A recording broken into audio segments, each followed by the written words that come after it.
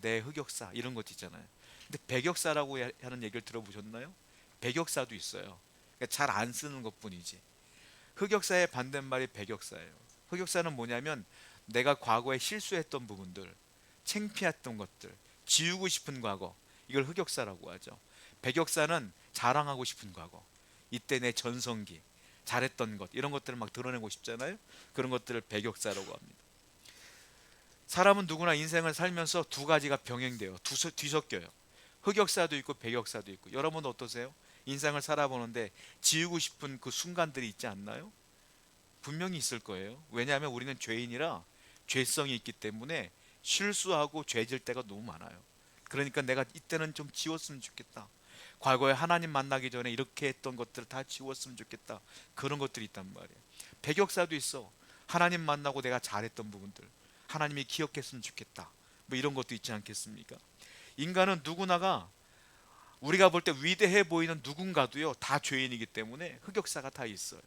오늘 성경을 보게 되니까 성경의 인물들도 다 백역사만 있는 게 아니에요. 다 흑역사와 백역사가 뒤섞여 있다. 오늘은 본문은 주인공이 솔로몬인데 우리가 솔로몬 그러면 지혜의 왕, 대단한 사람, 똑똑한 사람, 위대한 사람 이것만 기억하지만 성경을 보게 되면 솔로몬의 흑역사를 굉장히 많이 기록해 놨어요. 솔로몬도 죄인이니까. 솔로몬만 그래요? 다윗도요. 다윗이 죄를 다 기록해 놨어요. 다윗만 그래요? 아브라함도요. 모세도요. 다 기록해 놨어요. 흑역사와 백역사가 다 있어. 저나 여러분들이나 다 죄인이라 죄질 때도 있고 안 지을 때도 있고 그런 거예요. 그러니까 누군가가 죄를 지으면 아유 쟤 또 신앙에 떨어졌나 보다 하고 이해하고 기도해 줘야지. 너 왜 그랬어 할 필요 없어요. 왜? 나도 조금 있으면 또 죄를 짓거든. 그러니까 그게 그거예요. 그러니까 내가 죄 질수는 얼마나 창피해요. 그러니까 서로 욕할 것도 없고 서로 감싸주면서 우리가 기도해야 된다라는 거예요. 솔로몬을 보게 되면 흑역사가 기록되어 있어요. 자, 성경은 제가 정확하게 말씀드리지만 위인전이 아니에요. 위인전은 우리가 아이들에게 읽히는 위인전들을 보면은 그 한 인물이 좋은 점만 다 기록해놨어요. 세종대왕의 좋은 말. 세종대왕이 무조건 좋은 분이에요? 아니에요. 우리가 기록한 것만 보니까 그렇지. 우리가 볼 때 이순신 장군 다 좋은 분이에요? 아니에요. 삶 속에서 또 죄진 게 있어. 근데 우린 다 빼놓고 좋은 것만 기록해. 그걸 뭐예요? 위인전이라 그래. 성경은 위인전이 아니에요. 성경은 적나라하게 다 기록해놨어요. 한 인물의 나쁜 점과 실수한 점과 죄 지은 점과 좋은 점과 인정받는 걸 다 기록해놨어. 그래서 성경은 진리예요. 왜냐하면 거짓말은 좋은 것만 해놓거든. 진리이기 때문에 나쁜 것과 좋은 걸 다 집어넣은 거예요. 성경은 그래서 진짜다, 누가 만든 게 아니다 라는 것들을 우리가 분명히 알아야 된다는. 솔로몬 역시 지금 말씀드린 것처럼 흑역사와 백역사가 계속 뒤섞여 있는데 솔로몬이 나중에 자기의 죄를 회개해서 하나님께 용서받아서 다행인 거지, 그가 나이 먹을 때까지 계속 죄를 짓고 살았으면 정말로 완전히 인생 망할 뻔했어요. 솔로몬의 경우 우리가 성경을 한번 보면서 얘기해 볼게요. 먼저 백역사를 얘기해 볼까요? 그가 얼마나 인생을 잘 살았는가.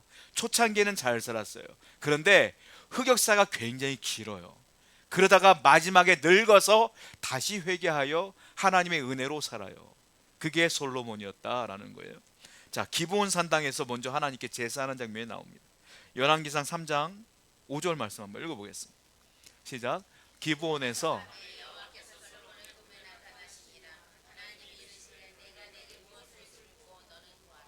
우리가 알고 있는 것처럼 솔로몬이 왕이 되었어요. 왕이 되었는데 자기가 아무리 생각해봐도 이 어린 나이에 나라를 다스릴 지혜가 없는 거예요. 그래서 하나님께 뭐 합니까? 기도하죠. 제사하죠. 예배하죠. 이때 제사한 게 뭐예요? 일천번제예요. 기본 산당에서 왕이 되자마자 제일 먼저 한 게 뭐냐면 일천번제를 드렸어요. 일천번제가 뭡니까? 저는 어릴 때 우리 교회에서 일천번제 예물을 드렸거든요. 지금 제가 나이를 먹고 신학을 하고 목사가 되다 보니까 아유 목사님들이 일천번제를 잘못 가르쳤구나 하는 걸 깨달았죠. 그때 일천번제를 뭐라고 그랬어요? 솔로몬이 일천일 동안 천일 동안 예배했다 이렇게 가르쳤어. 그 일천번제라고 그랬어요. 그래서 일천일 동안 무슨 문제가 생기면 성도들이 헌금 봉투가 갖고 일천일 동안 매일 헌금해서 예배 드렸다고. 그 일천번제라고 그랬죠. 그거를 잘못된 거예요. 솔로몬이 일천번제를 드렸다는 건 뭐냐면 재물을 1000마리를 드렸다는 거예요. 1,000마리를 일시적으로 드렸다는 거예요. 한 번에. 그런데 1,000마리의 제물을 한 번에 드릴 수가 없으니까 온 나라의 제사장을 다 불러 모아갖고 맨날 제사장들은 양 잡는 거예요. 계속. 며칠을 걸렸냐면 1,000일이 아니라 약 일주일 정도 매일 제사를 지낸 거예요. 1,000마리의 양을. 하나님께서 보실 때 대단한 거예요. 1,000마리의 양, 양 한 마리가 얼마예요? 가격이? 그 1,000마리면 얼마일까요? 그거를 자기의 재산을 다 쏟아부으며 하나님께 예배하는 그 모습이 하나님이 기뻤어요. 그래서 그 예배를 다 받으시고 솔로몬에게 뭐라고 말합니까? 야, 뭐 줄까? 뭐 때문에 이렇게 기도하는 거니? 뭐 때문에 예배하는 거야? 라고 말했더니 솔로몬이 뭘 구합니까? 돈이요, 나라요, 이런 거 안 구해. 물질적인 거 하나도 안 구해. 뭐 구해요? 지혜 주세요. 제가 나라를 잘 다스릴 수 있도록, 하나님 잘 섬길 수 있도록, 이 나라 잘 이끌 수 있도록 지혜 주세요. 그때 하나님이 그걸 너무 기뻐해요. 성경 볼게요. 3장 10절 말씀 볼게요. 시작. 그의 마음이 든지라. 하나님 마음에 들었어요. 여러분, 중요한 게 있어요. 하나님이 솔로몬에게 지혜를 줬죠. 지혜만 준 게 아니에요. 그 다음 절 볼게요. 12절과 13절입니다. 시작.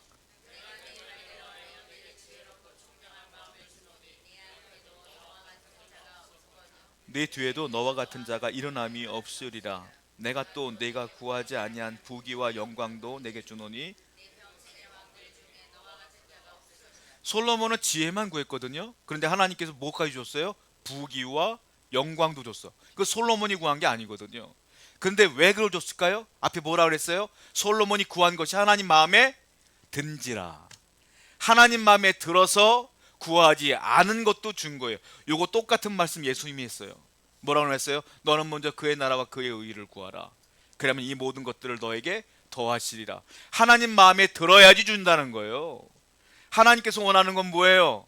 네 물질을 구하는 것이 아니라, 네 집을 구하는 것이 아니라, 네 건강을 구하는 것이 아니라, 자녀 잘 되는 걸 구하는 것이 아니라, 사업 잘 되는 걸 구하는 것이 아니라, 먼저 하나님을 위해 열심히 살아라. 예배하며 살아라. 기도하며 살아라. 거룩하게 살아라. 순종하며 살아라. 말씀대로 살아라. 복음 전하며 살아라. 그러면 그것이 하나님 마음에 들면 나머지 것들은 하나님이 채우시리라, 이거예요. 그러니까 여러분들이 기도의 방향을 바꾸셔야 돼요.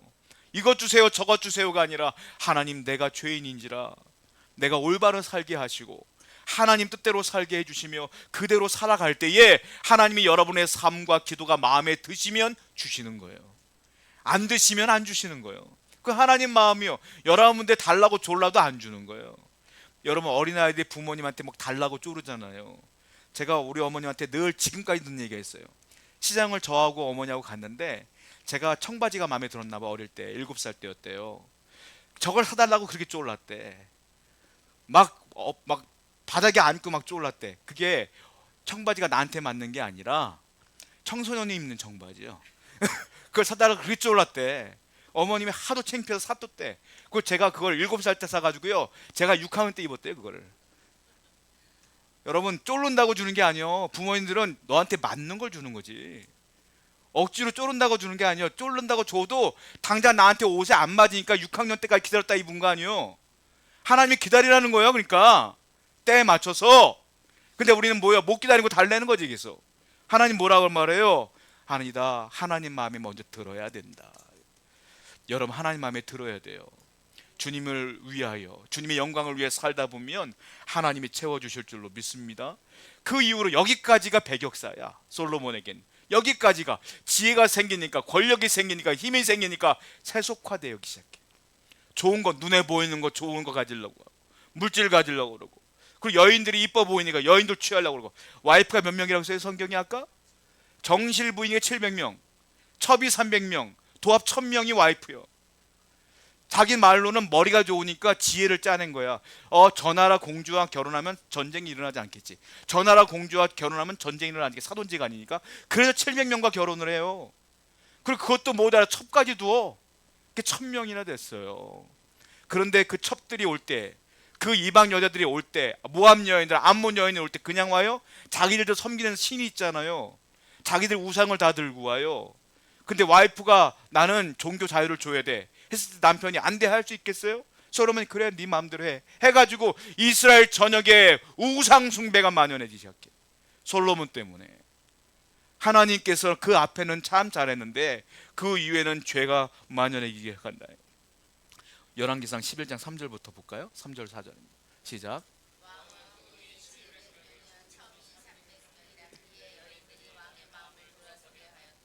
솔로몬이 나이가 많을 때에 그 여인들이 그의 마음을 돌려 다른 신들을 따르게 하였으므로 그 하나님 여호와 앞에 온 하나님 보실 때 이 솔로몬이 다윗과 같지가 않은 거예요. 그래서 하나님께서 벌을 주는데 어떻게 하냐면, 솔로몬아, 네가 이 나라의 우상 숭배에 빠지겠으니까 내가 너한테 벌을 줄 건데 나라가 쪼개진다. 나라가 쪼개지고 남북으로 갈릴 것이다. 남쪽은 유다, 북쪽은 이스라엘. 그 북이스라엘이라고 부르고 남유다라고 불러요. 그런데 내가 다윗에게 약속한 게 있어. 네 아들에게 복 준다고 했으니까 네 때에는 나라가 안 갈라질 거야. 그건 너가 잘해서가 아니라 네 아버지 다윗 때문이야. 네 후손 때부터 갈라질 거야. 그래서 솔로몬의 아들이 르호보암인데, 르호보암 때 여로보암이라는 사람이 구테타를 일으켜요. 그 나라가 쪼개지는데 여로보암을 따른 12지파 중에 10지파가 따라 올라가요. 그 딱 두 지파, 유다 지파와 베냐민 지파만 딱 남쪽에 남아. 그 나라가 쪼개지는 거예요. 누구 때문이에요? 솔로몬 때문이야. 솔로몬이 죄를 지어서 BC 930년경에 나라가 반쪽아리가 되는 걸 보게 돼요. 그의 흑역사에 아마 솔로몬이 하늘나라에서 지우고 싶은 역사가 있다면 이거였을 것 같아. 이것만큼은 지웠으면 좋겠어요. 자, 그러면 솔로몬이 이렇게 흑역사를 쓰게 된 원인은 뭐냐면, 결론부터 말씀드리자면 하나님을 참 사랑할 때는 참 잘했어요. 하나님의 사랑을 잊어버리니까 세상을 사랑하게 돼. 그러니까 하나님과 멀어지게 되는 거예요. 즉 하나님 잊고 세상을 사랑했다, 이거예요. 원인은 다른 게 아니라 단순해요. 그것 때문에 이렇게 됐다라는 거예요. 세속적인 욕망에 사로잡히게 되니까 이런 일이 벌어져요. 자, 가치가, 무엇을 내가 가치가 중요한 가치를 두느냐에 따라 달라요. 여러분들이 하나님께 가치를 두느냐 세상의 가치를 두느냐에 따라서 인생이 달라지는 거예요. 저는 목사가 된 이유가 세상보다 하나님께 가치를 뒀기 때문에 목사가 된 거겠죠. 저희 아버지가 돌아가시기 전까지 늘 했던 말 중에 하나가 뭐예요? 이거예요. 야, 네 나이가 몇인데 네 친구들은 다 집 있고 다 있는데 너는 뭐냐, 맨날 이 얘기했었어요. 아버지, 저는요 바라보는 가치가 달라요. 이제 그랬거든 맨날. 그러니까 아버지가 한 두어 번 얘기하다가 말더라고. 바라보는 가치가 다른 거예요. 바라보는 가치, 내가 무엇을 중요하게 여기느냐. 세속화를 중요하게 여기는 분들은 그쪽으로 나가는 거예요. 그런데 하나님을 중요하게 여기는 분들은 그거 별로 중요하지 않거든. 하나님의 영광을 위해 사는 게 중요하거든. 자, 몽키 트랩이라는 게 있어요. 그게 뭐냐면 북아프리카 사람들이 원숭이를 잡아먹어요. 그 사람들이 원숭이를 잡을 때 트랩을 설치를 하는데 조롱박 같은 게 있어요. 이게 안쪽은 넓고 가운데는 좁고 입구는 넓은 거, 거기다 이걸 다 파요. 판 다음에 안에다가 원숭이가 좋아하는 과일을 다 집어넣어놔요. 그리고 이 조롱박을 이렇게 고정시켜 놓습니다. 간단하게. 한참 지나면 원숭이가 지나가다가 냄새를 맡고 거기 과일이 있는 걸 봐요. 그리고 손을 쑥 집어넣어. 집어넣을 때 이 앞이 이게 홀쭉하니까 억지로 집어넣어요. 그리고 움켜줘 과일을. 빼려고 하는 게 빠져요? 안 빠진다고. 놓으면 빠지겠지. 안 빠져. 원숭이가 안 논대요 이거를. 죽을 때까지 안 논대요. 그리고 좀 있다가 그 원주민들이 와갖고 원숭이 잡혔구나 하고 잡아 먹는 거야. 원주민들이 올 때까지 막 성질만 내고 이건 절대로 안 놓는데, 그렇게 잡는다고 하더라고. 여러분, 세상 사람들이 그래요. 여러분들도 어쩌면 세상의 것들을 붙들고 안 놓으니까 망하는 거야. 안 놓으니까. 안 놓으면 어떻게 돼요? 조금 더 하다가 안 놓으면 망해요. 하나님은 계속 뭐라 그래요? 놔라, 내가 알아서 할게. 놔라, 내가 책임질게. 놔봐, 내가 해결할게. 그래도 안 놔. 하나님을 못 믿는 거지. 우리는 놓아야 돼요. 놓지 못하니까 망한다. 야고보서 1장 15절 말씀 볼게요. 시작.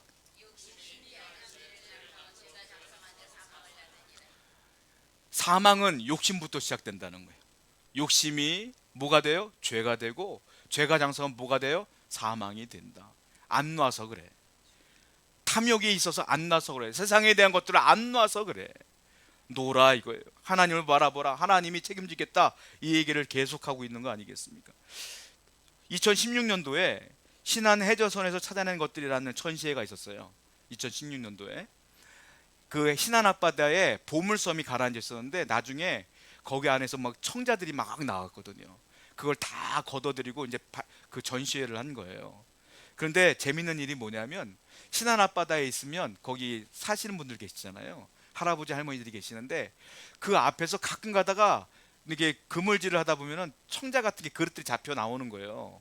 그러니까 이게 보니까 막 이끼도 있고 막 더러울 거 아니에요. 이걸 가지고서 이 가치를 모르는 이 양반들이 뭘 했냐면, 야 이거 깨끗해 보이는 닦아갖고, 옛날에 엿장수가 많았지 않습니까? 그 고금을 그리고 팔고 여수를 바꿔 먹었대요, 이 할머니들이. 그리고 어떤 분들은 우리 집에 개밥 그릇이 필요한데 이거 딱 개밥 그릇 하면 좋겠구나, 개밥 그릇을 했던 거야. 알고 보니까 다 그게 청자야. 알고 보니까 나중에 그걸 알고 후회했다는 얘기가 있어요. 여러분, 이게 뭐냐면 내가 이걸 보고 가치를 알아보느냐 못 알아보느냐의 차이예요. 여러분들이 하나님의 것들을 가치를 알아보면 그것을 위해 살 수 있지만, 그 가치를 몰라보는 사람들은 세상을 위해 사는 거예요. 하나님이 이 모든 걸 주관한다고 믿으셔야 돼요. 주실 분도 하나님이시요, 채우실 분도 하나님인 것을 분명히 믿으시기 바랍니다. 바울은요 이 가치를 정확히 알았어요. 바울이 하는 말 들어볼까요? 바울은요 세상적으로 볼 때 정말로 빠질 게 없는 분이야. 초고학력자야. 그리고 굉장히 똑똑한 분이고 집안이 좋고 로마 시민권자고 대단한 분이에요. 근데 이분이 뭐라고 말해요? 빌립보서 3장 8절부터 9절 말씀 보겠습니다. 시작.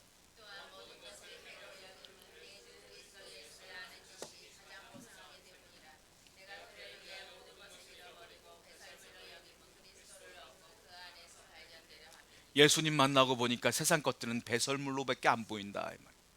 나는 그래서 그것을 추구할 생각도 없고 예수를 아는 지식이 가장 고상하고 그분을 위해 살겠다. 이게 바울이에요. 그 자기가 가지고 있는 모든 것들 다 포기해버리고 주님을 위해 나중에 순교까지 당하는 모습 보지 않습니까? 어디에 내가 가치를 두냐에 따라서 달라지는 거예요. 사도 요한도 똑같은 말을 해요. 요한일서 2장 15절부터 17절입니다. 시작. 이 세상이나 세상에 있는 것들을 사랑하지 말라. 아버지의 사랑이 그 안에 있지 아니하니 이는 세상에 있는 모든 것이 육신의 정욕과 안목의 정욕과 자랑이니 다 아버지께로부터 온 것이 아니 세상으로부터 온 것이라. 이 세상도 그 정욕도 지나가되 오직 하나님의 뜻을 행하는 자는.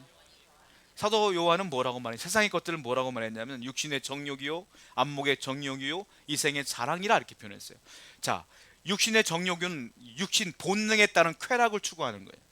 사람들이 쾌락을 추구한다는 거예요. 본능에 따라서 성적인 부분 다 포함되는 거예요. 이거 다 필요 없다. 또 하나, 안목의 정욕. 안목의 경우는 눈에 보이는 걸 좋아한다는 거예요. 이걸 물질욕이라고 그래. 눈에 보이는 거, 더 땅 좋아 보이네, 저 집 좋아 보이네, 돈 좋아 보이네, 성공 좋아, 이것도 다 정욕이라는 거예요. 또 하나, 이생의 자랑. 이건 권력, 명예욕, 이름 날리는 것, 이런 것들 다 포함하여 세상으로부터 온 것이라 이렇게 표현하고 있어요. 이건 하나님이 원하시는 것이 아니라라는 거예요. 그 권호중 씨인가요? 그 배우? 그분이 영상을 잠깐 우연히 봤는데 그분이 간증하는 걸 봤어요. 잠깐. 권호중 씨가 한참 잘 나갈 때는 영화도 찍고 CF도 찍으면서 돈을 많이 벌었다고 하더라고요. 그분이 그때는 돈도 많이 벌고 하는데 굉장히 마음이 불안했대요. 염려가 되고 이상하더라는 거야. 돈은 잘 들어오는데 그러다가 일이 다 끊긴 거야. 고난이 오죠. 그때 할 게 없어서 설교 영상 설교를 그렇게 보고 성경을 읽기 시작했대요. 그런데 돈은 없는데 고난이 있는데 마음이 평안하다는 거예요. 그래서 무엇이 정말로 중요한 걸 그때 깨달았다고 하더라고요. 지금은 정말로 신앙생활 열심히 하고 아들과 함께 찬양하는 모습들을 보면서 참 변했구나라는 걸 깨달았거든요. 여러분, 그래요. 내가 무엇에 중요함을 두고 있느냐, 그게 중요한 거라는 거예요. 세상의 것들을 두게 되면 있으면 괜찮아. 그런데 그것이 있으면 괜찮은 게 영원한 기쁨이 아니야. 잠시 기쁨인 거예요. 없으면 또 불안해. 그런데 주님이 내 안에 계신 것을 느끼고 살면요, 없어도 괜찮고 있어도 괜찮아. 그냥 하나님의 은혜와 평강 가운데 거할 수 있다는 거예요. 분명한 사실은요, 하나님은요 여러분들의 기본 욕구는 채워주셔요. 그걸 니드라 그래. 그런데 여러분의 탐욕은 안 채워줘. 그건 그리드라 그래. 성경을 보면 모세가 40년 광야 생활 가운데 하나님이 책임졌어. 뭐를? 만나를 줬잖아요. 그런데 탐욕이 생겼어. 그리드가 생겼어. 그게 뭐예요? 메추라기 좀 줘요, 고기 좀 줘요. 그러니까 원망이 터져나와. 하나님은 그것은 에라 먹어라 하고 준 거예요. 기쁨으로 준 게 아니라. 하나님은 여러분의 기본 요건 다 채워줘. 생각해 보세요. 내가 먹고 사는데 지장이 있었어요? 입는데 지장이 있었어요? 근데 내가 지금 고민하는 건 뭐예요? 먹고 사는 것 이상으로 내가 요구하는 거예요 지금. 그것으로 만족 못하고 더한 것을 요구하는 거예요.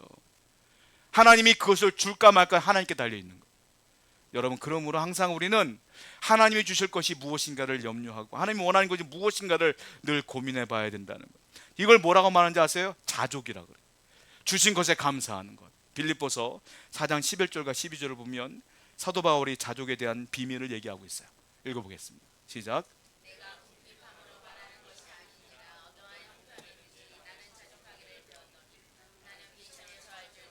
풍부에 처할 줄도 알아. 모든 일 곧 배부름과. 사도 바울은 자족하는 비결을 배웠다는 거예요. 그건 뭡니까? 나의 기본적인 욕구는 하나님이 채운다. 이건 믿어. 나머지 것들은 내 욕심이야. 그러니까 있어도 감사, 없어도 감사. 없으면 채우실 걸 믿으니까 감사. 이렇게 자족하는 비결을 배웠다라고 하는 거 아니겠어요? 신앙생활할 때 늘 불안하고 두려운 것은 뭐냐면, 한마디로 말하면 여러분들이 세상과 하나님과 양다리를 거쳤기 때문에 그래요. 양면 테이프이시죠? 양면 테이프 앞에도 붙고 뒤에도 붙어. 우리 신앙생활은 양면 테이프 같으면 안 돼. 우리는 한 면만 붙어야 돼. 하나님께만 붙어야 돼. 그래야 하나님께 구하지. 그래야 하나님만 바라볼 거 아니요.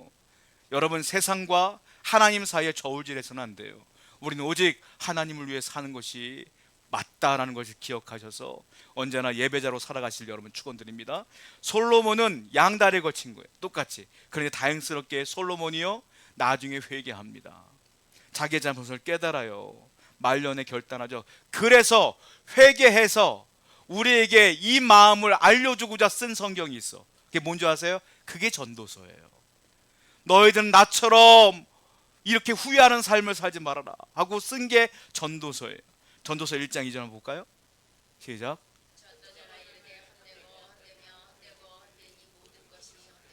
지금 한 절뿐이 안 되는데 헛되다는 말이 몇 번이 나옵니까?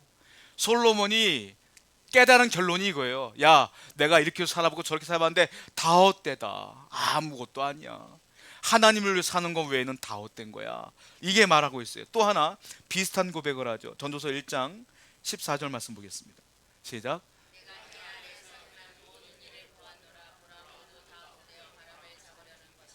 내가 다 해봤어. 그런데 다 헛돼. 안 잡혀. 바람을 잡는 것 같은 거야. 너희들은 제발 좀 깨달아라. 나처럼 후회하지 말고 얘기하는 거 아니겠어요? 이 솔로몬이 하나님께 회개합니다. 그때 하나님 용서해 주셨어요. 그래서 이걸 깨닫게 된 것이죠. 성경을 보게 되면 우리 하나님께서 우리의 죄를 용서해 주신다는 말이 있어요. 자, 이사야 1장 18절입니다. 시작.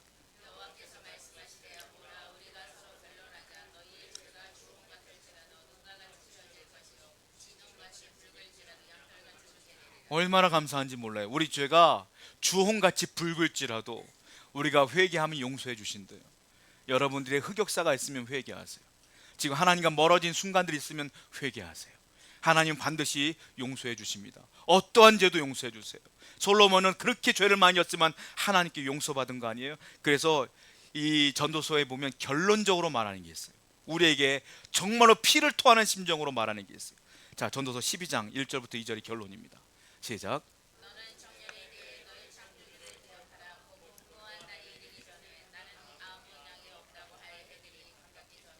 해와 빛과 달과 별들이 어둡기 전에, 비 뒤에 구름이 다시 일어나기 전에.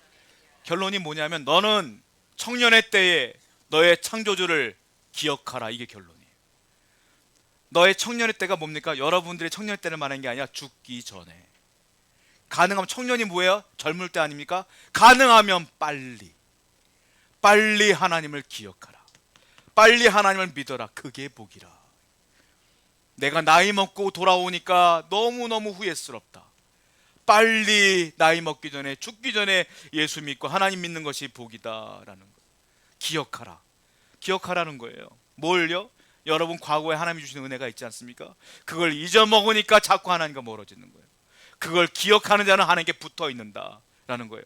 올해도 벌써 다 갔어요. 시작한 지 얼마 안 된 것 같아요. 얼마 안 남았어요. 요한계시록 2장에 보게 되면 소아시아 지방 7교회에 요한계시록에 편지를 보내요. 튀르키예 지역인데 그 중에 에베소 교회가 있습니다. 에베소 교회는 칭찬도 듣고 책망도 들어요. 칭찬은 참 많이, 참 하나님께 은혜를 받았는데 책망을 받는데 뭔 책망을 받냐면 너 왜 첫사랑 잃어버렸냐, 이거 책망받아. 볼까요 한번? 계시록 2장 4절부터 5절입니다. 시작.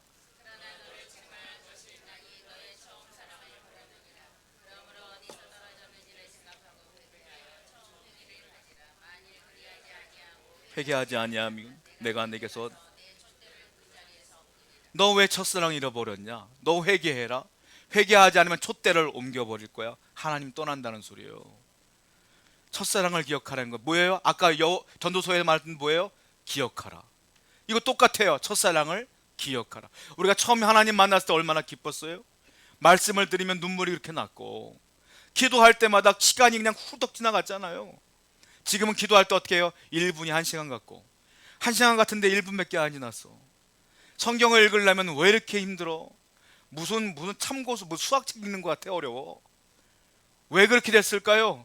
잊어먹어서 그래. 첫사랑을 잊어먹어서 그래. 하나님 만났을 때를 기억하셔야 돼요. 안 그러면 하나님 떠난대. 여러분, 그러므로 늘 우리가 연말이 다가오지 않습니까? 올해가 가기 전에 다시 한번 우리 가운데 하나님 은혜 가운데 거하는 여러분 되기를 축원드려요. 마이애미 북쪽에 포드 로터데일이라는 곳에 코랄리치 장로교회라는 곳이 있습니다. 여기 보면 담임하시는 목사님이 계신데 제임스 케너디 목사님이신데 2007년도에 돌아가셨어요. 근데 이분이 굉장히 유명하신 분이에요.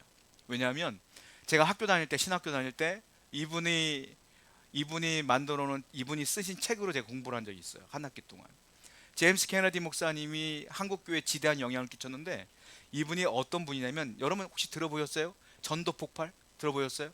전도 폭발을 이분이 만드신 거예요. 이분이 그 책을 저자이시고, 우리도 그 목회를 하면 전도가 필요하니까 한 학기 동안 저도 전도 폭발을 배웠어요. 그리고 라이센스를 취득하기 위해서는 전도 폭발의 훈련을 받아야 되거든요. 여러분, 지금은 없지만 옛날에 지하철 같은 데 보면은 예수천당 불신지역 막 전도했잖아요. 그 중에 이상한 분도 있지만 정상적인 분도 계셔요. 전도 폭발의 마지막 훈련 부분이 뭐냐면 지하철 전도야. 그 목회자들, 신학생들 많이가 전도했어요 그때. 막 그분들도, 그 놀라운 건 그렇게 전도해도 믿는 사람들이 생겨요. 이 희한한 일이 벌어졌어요. 이 전도 폭발이 한국 교회에 지대한 영향을 끼쳤는데, 이분이요 처음부터 목회자로 잘 성장한 게 아니요. 이분의 얘기를 들어보면 이분이 젊을 때 뭐 했냐면 댄서예요. 댄서. 그냥 많이 댄서지 그냥 댄싱 선생님이야. 그냥 여성들과 즐기는 게 너무 좋아서 춤 선생이 됐어. 그래서 춤 교실을 마련하고 아름다운 여인들과 춤추는 게 이분의 낙이야. 세상 쾌락에 빠져 살았어요. 그러다가 한참 땀 흘리며 춤을 추다가 갑자기 쉬는 시간에 라디오를 틀어요. 이분이 딱 주파수를 돌리는데 갑자기 누군가의 설교가 탁 나오는 거예요. 근데 그 다이얼을 돌리다가 멈출 수밖에 없었어요. 그 설교 내용 가운데 그 설교자가 이런 내용을 해요. 당신은 지금 인생을 마치는 그 마지막 순간에 지금 어디에 있습니까? 지금 당신이 만약 죽는다면 어디서 죽습니까? 이 얘기를 딱 하는 거예요. 자기는 지금 춤추다 죽는 거잖아요. 그 순간 딱 멈춰요. 그리고 고민을 하기 시작해. 내가 이대로 살다가 죽어도 괜찮을까? 그리고 손을 떼고 그분의 설교를 끝까지 들어요. 끝까지 듣다가 하나님의 은혜를 경험하게 되고 그 앞에 바로 무릎을 꿇고 눈물로 회개를 해요 이분이. 그리고 은혜를 받아. 그리고 목회자가 돼. 우리 제가 말씀드린 것처럼 전도 폭발의 창시자가 되고 위대한 교회를 개척하고 하나님의 많은 사람들 영혼 구원을 위해서 애쓰다가 흑역사를 지우고 백역사의 인생으로 살다가 삶을 마쳤어요. 여러분들이나 저도 기회가 있다는 거예요. 흑역사를 맞춰야 돼. 회개하고 돌이켜서 마지막까지 백역사의 삶을 살다가 하나님께 주여 내가 이렇게 살았습니다라고 고백하며 나가는 여러분 되기를 축원드립니다. 기도하겠습니다.